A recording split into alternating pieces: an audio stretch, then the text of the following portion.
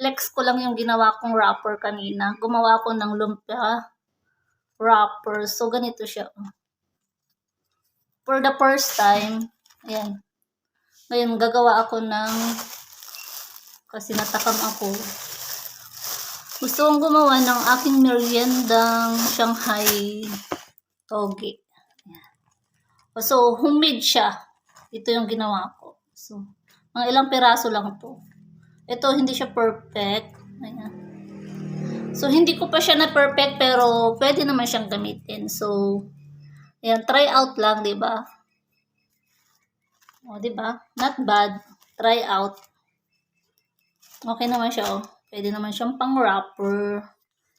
Ayan, papakita ko sa inyo mamaya. Magluluto lang ako. Igigisa ko lang yung aking toge na may konting karne. Yung carrots, mayroon pa akong isang carrots dito. Ayan, mayroon pa akong isang carrots and yung aking giniling. That's it. Yung ating i-wrap yung toge. Ayan. And ating wrapper. Ayan, magbubungon tayo. Magbabalot. Ayan, isa ito. Ayan, i-wrapper tayo.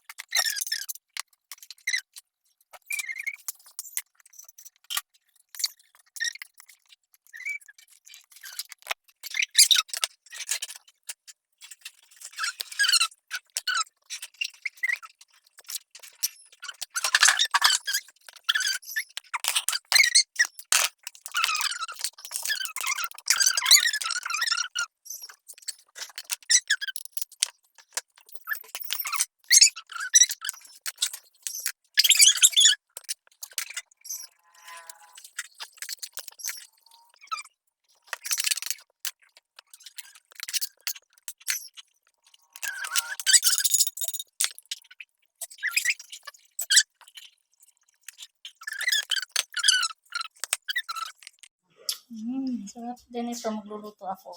Hindi ko luluto lahat. Wag mo. Magpiprito lang ako. That's it. Yummy, yummy, yummy, yummy, yummy, yummy, yummy.